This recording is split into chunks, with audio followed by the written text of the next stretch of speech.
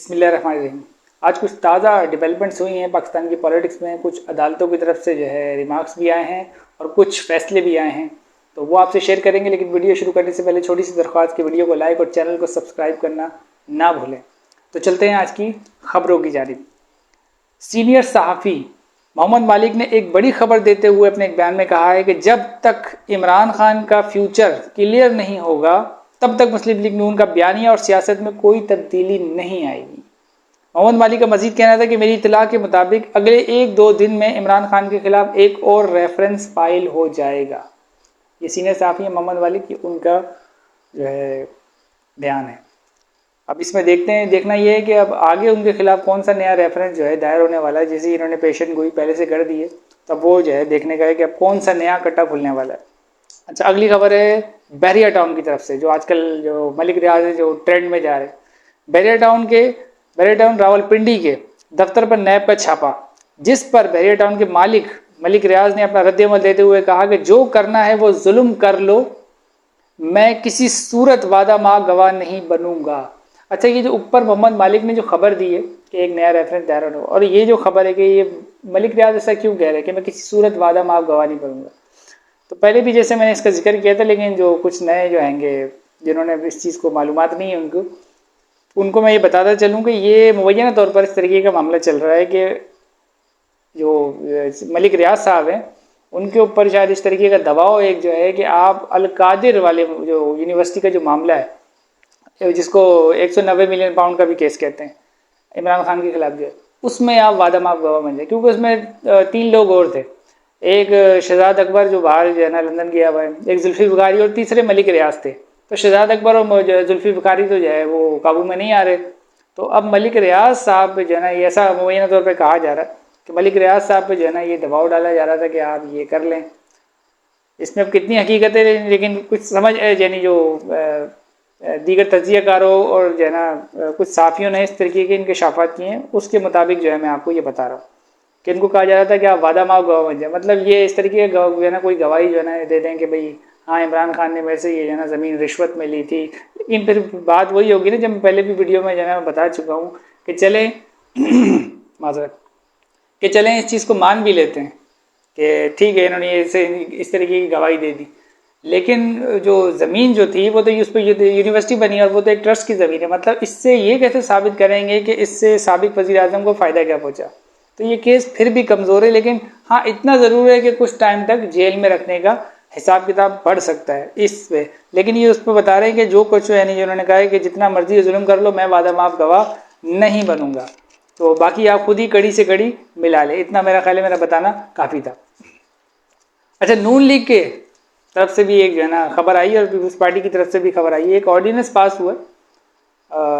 यूसुफ रज़ा गिलानी साहब कायम मकाम सदर, उनकी तरफ से ऑर्डिनेंस पास हुआ। उसके ऊपर तनकीद आई है पार्टी के अंदर से ही और नून लीग के अंदर से ही। हालांकि दोनों की मुश्तरका काविश है, लेकिन अंदर से ही आई है। अच्छा, सबसे पहले नून लीग की तरफ से आपको बताते हैं कि उनके रहनुमा ने क्या कहा। नून लीग के सीनियर रहनुमा ख्वाजा साद रफीक ने अपनी हुकूमत पर बरस पड़े हैं। कायम मुकाम सदर यूसुफ रज़ा गिलानी की जानिब से इलेक्शन एक्ट और नैब कानून में तरमीम के आर्डिनेंस जारी किया गया, जिस पर अपना रद्द-ए-अमल देते हुए ख्वाजा साद रफीक ने नैब तरमीमी आर्डिनेंस की मुखालफत करते हुए ख्वाजा साद रफीक ने कहा कि 14 रोज़ का जिस्मानी रिमांड 40 रोज़ करना अफसोसनाक है। इस कानून की हिमायत नहीं की जा सकती। ये आर्डिनेंस फौरी तौर पर वापस लिया जाए। बहुत से बेगुनाह इस कानून का शिकार बन चुके हैं। नैब कानून एक फौजी डिक्टेटर ने बनाया और अपने शर्मनाक सियासी मकासद के लिए इस्तेमाल किया। ये ख्वाजा साद रफीक फरमा रहे हैं। अभी पहले आगे खबरें पढ़ूँ, फिर ये बताऊंगा कि ये क्या ऑर्डिनेंस की क्या कहानी है। अच्छा, मुस्लिम लीग नून के दूसरे सीनियर रहनुमा और साबिक वज़ीर आज़म शाहिद खान अब्बासी ने भी अपने एक बयान में हुकूमत पर तनकीद करते हुए कहा है कि जिस हुकूमत का मैंडेट मशकूक हो वो मुल्क नहीं चला सकती। मैं इस सियासत से मुत्तफिक नहीं जिसका चुनाव नून लीग ने किया है। मतलब 47 वाली सियासत की बात कर रहे हैं, फॉर्म 47। मैं आवाम की राय के हक में हूँ। यानी इनका कहना यह है कि भाई जिसको आवाम ने मैंडेट दिया है आप उसको ही हुकूमत बनाने दें, आप पर आवाम का एतबार नहीं है। ये इनका कहने का मकसद है। अच्छा, पाकिस्तान पीपल्स पार्टी के सीनियर तरीन रहनुमा फारूक एच नाइक ने अपने एक बयान में कहा है कि मेरे हिसाब से किसी भी शख्स को 14 रोज़ से ज़्यादा रिमांड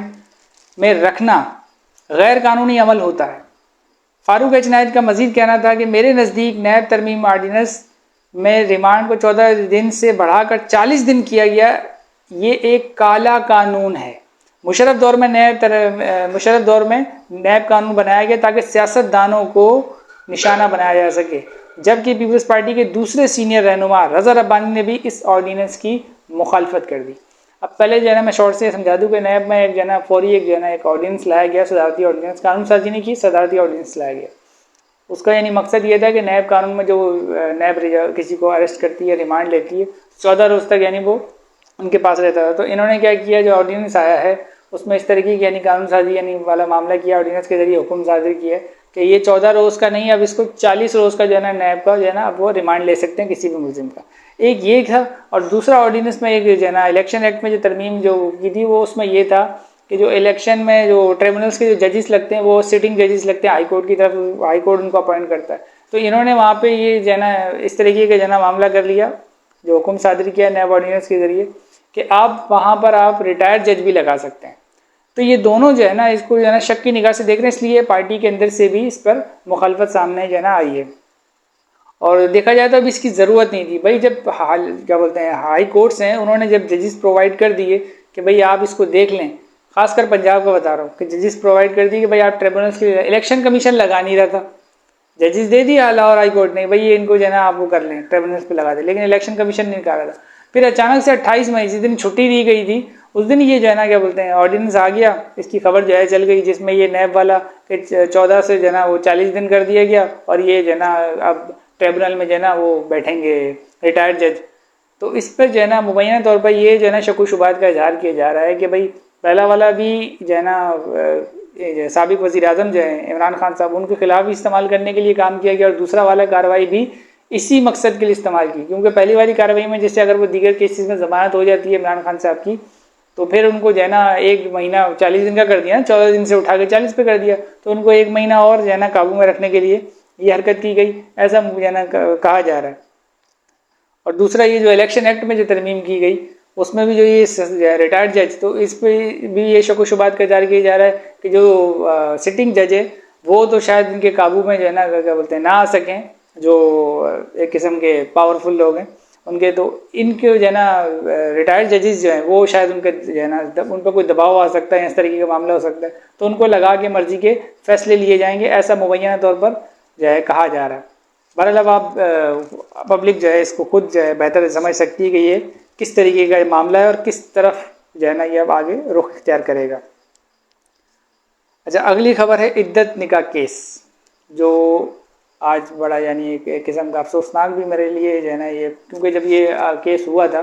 इमरान खान साहब वाला इद्दत निकाह केस, तो मैंने इसको काफ़ी शर्मनाक करार दिया था, और जितनी भी सियासी जमातें उन्होंने कहा था ये बड़ा ही जो है ना इखलाक से गिरा हुआ केस है, किसी ने भी इसकी तारीफ नहीं की थी, इस तरीके का केस था। तो पहले खबर देते हैं फिर अपना तजिया आपके सामने शेयर करेंगे। इद्दत निकाह केस में बुशरा बीबी के साबिक शौहर खावर मानिका ने जज पर अदम एतमाद कर दिया, जिसके नतीजे में जज ने केस का महफूज फैसला सुनाने के बजाय फैसला मौखर कर दिया और उठकर चल दिए। दौरान समाअत खावर मानिका ने इमरान खान को गालियां दी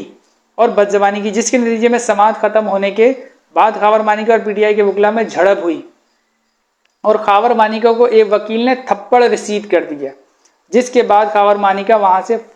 निकलने में यानी एक किस्म का जो है ना फरार होने में कामयाब हो गए, बच बचा के जो है ना उनके जो वकील थे वो ले गए। अच्छा, इस पर मैं पहले ये जो अदालत ने जो एंड टाइम पे यानी फैसला महफूज, मेरे ख्याल है कुछ 26 मई या मेरे सही से डेट याद नहीं है, 26 मई या ऐसी कोई डेट थी जिस पर ये फैसला पूरी यानी हेयरिंग हुई है इद्दत निकाह वाले मामले पे, और इसके फैसला महफूज कर लिया। आज यानी फैसला सिर्फ सुनाना था, तो अदालत ने फैसला सुनाने के बजाय यानी उनको आज फैसला दे देना चाहिए था, जो भी इतनी लंबी हेयरिंग हुई है, तो उस पर खावर मानिका ने आज जो है ना ये जो है ना जज पे अदम एतमाद कर दिया कि भाई जो आप, और माशाल्लाह से आगे क्या हुआ, माशाल्लाह से ये हुआ कि भाई आज जो फैसला सुनाना है, भाई बीच में तुम अदम एतमाद को दीगर मामला, तो आज जिस दिन फैसला सुनाना था उस दिन जो है ना खावर मानिका ने जज पे अदम एतमाद किया और जज साहब ने जो है ना फैसला मौखर कर दिया, और मौखर करके जो है ना वो उठ के चले गए, फैसला नहीं सुनाया, और जो है ना हाई कोर्ट को जो है ना अपने लिख दिया सीनियर जजेस को कि भाई ऐसे तो यानी मेरा फैसला सुनाना अब मुनासिब नहीं होगा, क्योंकि जो है ना एक फरीक ने वो कर दिया है मुझ पर यानी एतराज़ कर दिया। तो ऐसे तो तहरीक इंसाफ वाले चीफ जस्टिस साहब पे भी एतराज़ कर देते हैं, और कितने ही जो है ना साहिरीन और जो है ना इस तरीके के होते हैं वो जज पे आदम एतमाद कर देते हैं। लेकिन इस तरीके से तो नहीं होता, बीच में हो तब भी समझ आता है। आज तो फैसला सुनाना था, आपको फैसला सुना देना चाहिए था। और क्रेडिबिलिटी क्या है खबर मानिका की कि उन्होंने जो है ना इस तरीके से कहा। उनका तो वीडियो बयान मौजूद है जिस पर मैं भी जो है ना आपके सामने जो है वो भी बताता हूँ कि उन्होंने क्या कहा था। तो ये जानी बड़ी इंपॉर्टेंट बात थी कि आज जज साहब को फैसला सुना देना चाहिए था, लेकिन फिर इस ऐसे मामला होते हैं देखें फिर शक व शुबात जन्म लेते हैं। अच्छा, खावर मानिका के साथ जो झड़प हुई, तो सबसे पहले मैं ये बता दूं कि मैं इस चीज़ की जो है ना बिल्कुल मुखालफत करता हूँ कि जो है ना हाथापाई, तशद्दुद और इस तरीके के मामला नहीं करने चाहिए। लेकिन खावर मानिका ने जो है जिस तरीके का उनका बिहेवियर है, जैसे आज उन्होंने जो है ना बहुत लंबी बातें थी वो मैं आपसे शेयर नहीं करूँगा, यानी जिस तरीके से एक आप ये समझ लें कि बदज़बानी जो उन्होंने आज ये की है और ऐसे पेश किया कि जो है ना भाई जो साबिक वज़ीर आज़म है इमरान खान साहब, उन्होंने ये बुरा किया, उन्होंने वो बुरा किया, उन्होंने जो है ना हमको धोखा दिया और निकाह कर लिया, तो ये कर लिया, पता नहीं क्या कर लिया, और बहुत ही बुरा शख्स है, पता नहीं दुनिया का सबसे यानी बुरा शख्स है। तो कहने का मकसद है जज साहब ने इनके एतराज़ पे वो क्या बोलते हैं फैसला नहीं सुनाया आज। तो मैं सिर्फ ये जो है ना खावर मानिका के बारे में बता दूं कि भाई आप जो हैं ये आप ही थे कि जब वो शख्स जो है वो भले ही कितना बुरा हो सकता है आप सही बोल रहे हो, मुझे इससे कोई एतराज़ नहीं है, लेकिन आप वही शख्स हैं कि जब वो उसने जो है ना शादी की आप नहीं बोले, वो वज़ीर आज़म बन गया आप नहीं बोले, सारे मामले चलते रहे आप नहीं बोले, आप जो गैरतमंद आज जो गैरत दिखा रहे हैं ना आप नहीं बोले। 4 साल गुजर जाने के बाद, 4-5 साल गुजर जाने के बाद फिर आपको याद आया कि भाई इसने तो इद्दत में निकाह कर लिया। तो यही आपके ढोल का पोल खोलने के लिए काफ़ी था कि आप जैसा बंदा अब आकर, यानी अब आपकी क्रेडिबिलिटी ही नहीं रही ना, अब आप जैसा बंदा आगे इस तरीके की बात करे तो उसकी कौन अहमियत दे। हमारे लिए तो ये बड़ा हैरान कन था कि जो है ना जज साहब ने जो है ना ऐसे बंदे को अहमियत दी जो इस तरीके की, हालांकि उसकी वीडियो मौजूद है जिस पर वो जो है ना अपनी पुरानी बीवी के जो है ना पाक दामनी की कस्में खा रहा है, वो बेशरम इंसान जो आज जो है ना उसके ऊपर इल्ज़ामात लगा रहा है या दीगर ऐसी बातें कर रहा है। तो आप तब जो है ना हक बात कर रहे थे या आज हक बात कर रहे हैं।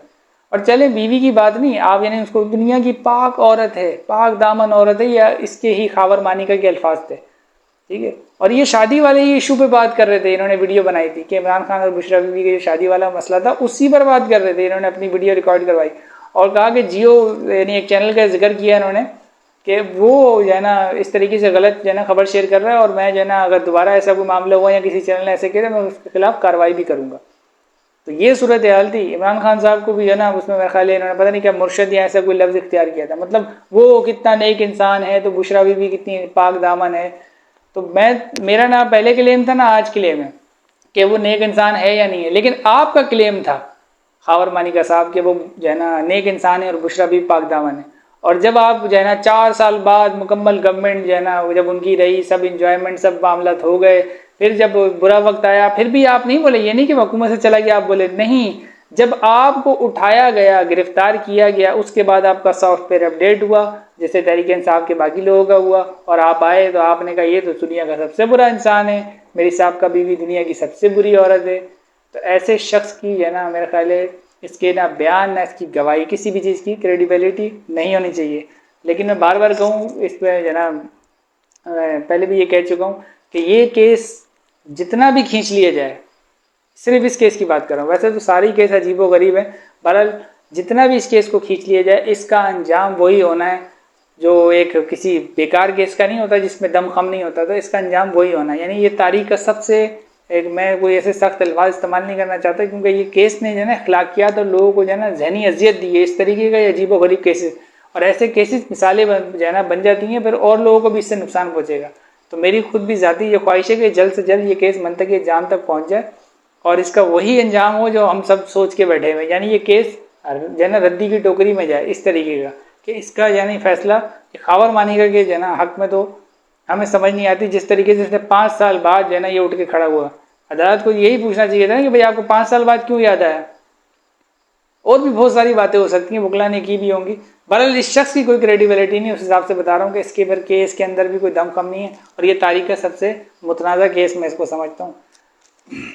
बहरहाल अब अदालत इस पर क्या फैसला देती है, उन्होंने जज साहब ने लिख दिया और आगे जो है ना इसको ट्रांसफ़र कर दिया, देखते हैं आगे इस पर क्या होता है। अच्छा, और भी कुछ मज़ीद जो हैं ख़बरें मौजूद हैं, लेकिन फिर वही बात कि वो थोड़ी सी हमारे तहकीक वाले मामले में चल रही हैं, जब हम उसकी कंप्लीट तहकीक कर लेंगे, क्योंकि फिर फेक न्यूज़ आपसे जो है ना शेयर नहीं करना चाहते। हम सिर्फ उन खबरों को आपसे शेयर करते हैं जो मीडिया पर उस तरीके से नहीं चलाई जाती हैं या बिल्कुल चलाई ही नहीं जाती सिरे से। हमारी कोशिश होती है कि होती महदूद खबरें लेकिन वो आपसे शेयर करें। तो कुछ ऐसी और भी खबरें आई हैं अंदरूनी जो है वो कुछ ज़राए से खबरें आई हैं, लेकिन वो अभी हम उसकी मुकम्मल जब तहकीक करेंगे वो फिर आपसे शेयर करेंगे। तब तक के लिए अल्लाह हाफिज़। पाकिस्तान जिंदाबाद।